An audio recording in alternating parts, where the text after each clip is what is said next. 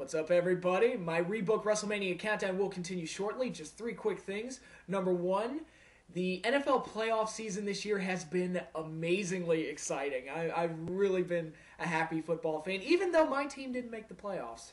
Funny how that works. But, yeah, the two championship games tomorrow should be really good. I'm pulling for the Jets, even though they've been talking smack about my Giants lately, and Rex Ryan's kind of a douche.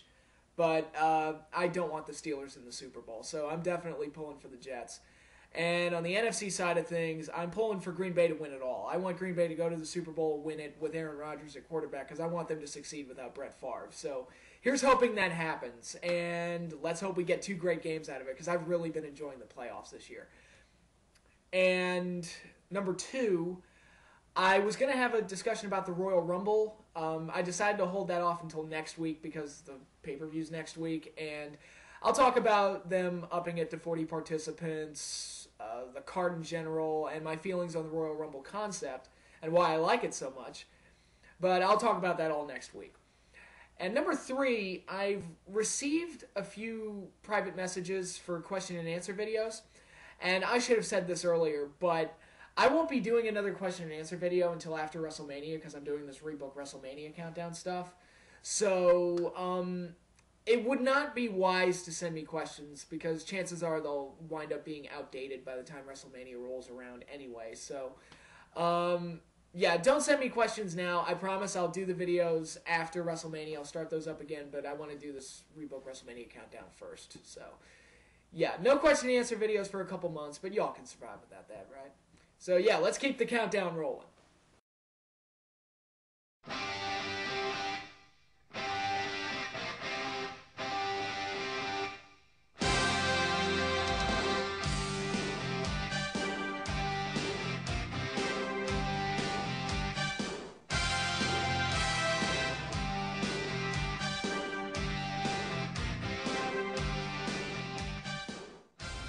So number 18 of this countdown has WrestleMania 18 represented. Awesome how that works out. Unfortunately, WrestleMania 18 was not awesome. It was just a very uneventful show, outside of Hogan and Rock, which was obviously a classic. But everything else felt kind of tacked on. And I think part of that is because we were moving past the Attitude Era, and without WCW and ECW as opposition, and once they had done that awful invasion angle, which I couldn't stand, they were really left without a direction to go, and it showed. They had no idea what to do next after all that was done, and this WrestleMania showed that. I mean, matches like Kurt Angle versus Kane, Edge versus Booker T over a Japanese shampoo commercial, which we never saw, by the way. We had this big feud, well, not a big feud, but a feud over a shampoo commercial, and we never actually saw the damn commercial, which made it feel even more pointless. So yeah, this was just a very dull WrestleMania outside of what the real main event was, even though it didn't close. We all know Hogan Rock was the main event. But one thing I think they could have done to help it would have been to play off the nostalgia factor a little bit more. They had Hogan and Rock, obviously. They had Undertaker versus Ric Flair. So there was kind of an 80s versus Attitude Era type of vibe going. And you already had it in a nostalgic setting. The show was held in the Sky Dome, which was the setting for WrestleMania 6. So going into the show, there was somewhat of a nostalgic feel to it, even without the big main event match of Hogan and Rock. And I thought they should have played off that a little bit more. And one way they could have done that is to obviously use Curt Hennig in a bigger role. He was working for the WWF at this point. He had made his return at the Royal Rumble, but he was largely used as a glorified jobber, and that bothered me because while I understand they brought him in to be a veteran to help put the young guys over and get them over, and that's fine, and I understand that, but my whole thing is, if he's going to put young guys over, don't you want it to mean something?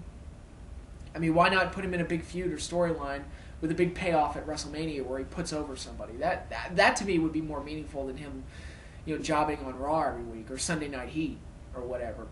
Because Perfect could still go. Curt Hennig at the time was still in really good shape, and he looked to me like he could still go and put on a really good match with the best that the WWF had to offer at the time. Who could his opponents have been? Well, you had Steve Austin. He got stuck working with Scott Hall in a match where it looked like he was just fighting Hogan's sidekick. I think a match with Perfect would have been a lot better, especially since they had teased a feud between the two at the Royal Rumble, but they never followed up on it. So, you know, whatever. I would have enjoyed seeing that. Mr. Perfect versus Rob Van Dam. I think that would have been a really good one. Maybe over the Intercontinental title, which many see as being kind of Perfect's belt. I mean, some people see, myself included, see the Intercontinental title as being his. Like, he was the greatest Intercontinental title holder ever. And that would have been interesting. A match with Edge would have been good. Edge idolized Curt Hennig, and they could have played off that, especially since Edge was going to Toronto, his hometown, for this WrestleMania, and that would have been a far more meaningful match than just some random shampoo feud with Booker T. And another one would have been Kurt Angle. That would have been a great match to have. I would have loved to have seen Curt Hennig tied up with the Olympic gold medalist. A battle of the Kurts, if you will. So there's 4 strong match possibilities that they could have gone with Curt Hennig and surrounded it with a great feud and storyline leading into WrestleMania and cashing in on some of the nostalgia that this WrestleMania had, and they didn't do it. I believe Perfect wrestled on Sunday Night Heat, and I remember reading that he got a standing ovation when he came out. Again, it was a very nostalgic night, but we didn't see it because it wasn't part of the pay-per-view. And I think it would have been great to have Perfect be on the show in some more meaningful capacity. But that was a missed opportunity. What can you do? Let's move on to 17.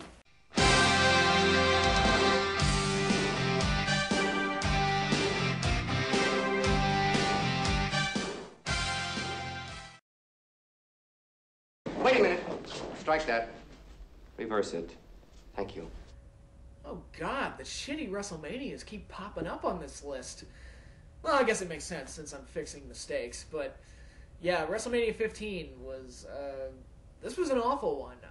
And it's amazing to me because the Attitude Era is a time that people remember fondly for its creative highs, its popularity, and just the general excitement of wrestling at the time, but my God, they turned out some of the worst WrestleManias. Depending on where you start the Attitude Era, you could count 13, which is one of the worst. This one, 15, definitely one of the worst. And I talked about it last week, WrestleMania 2000, that one's one of the worst. So I think those 3 right there are arguably 3 of the top 5 worst WrestleManias, bar none. But then again, they also made 14 and 17, which are arguably the 2 best. So I guess it balanced out.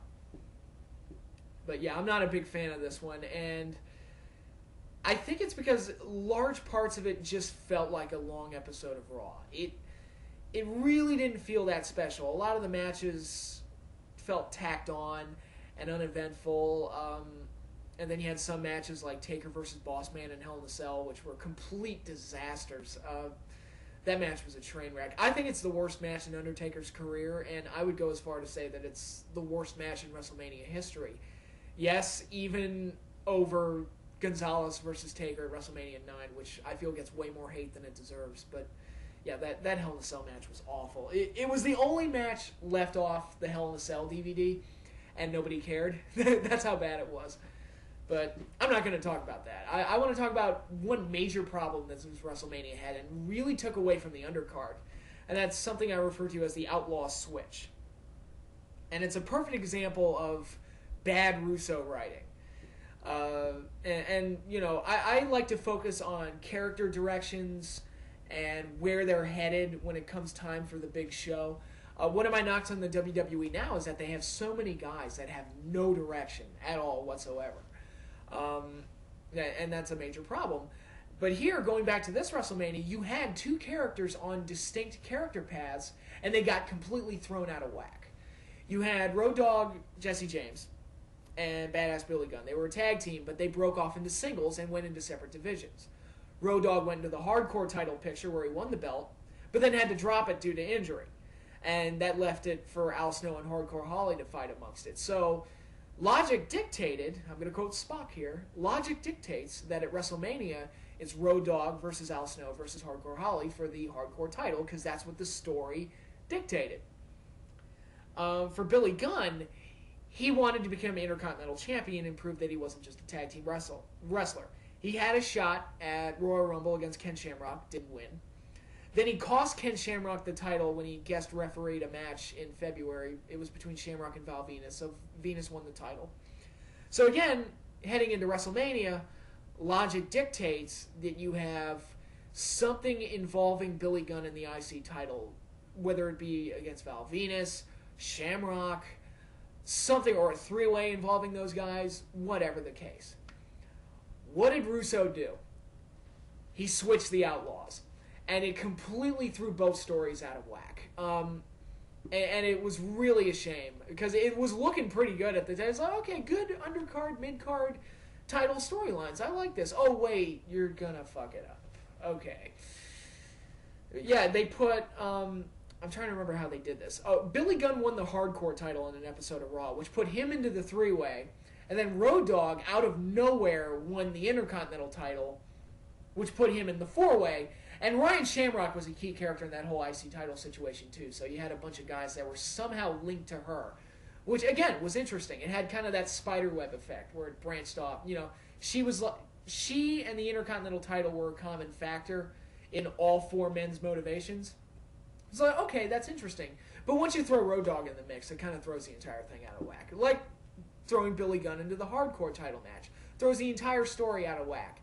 And the reason Vince Russo did that is because we weren't expecting it.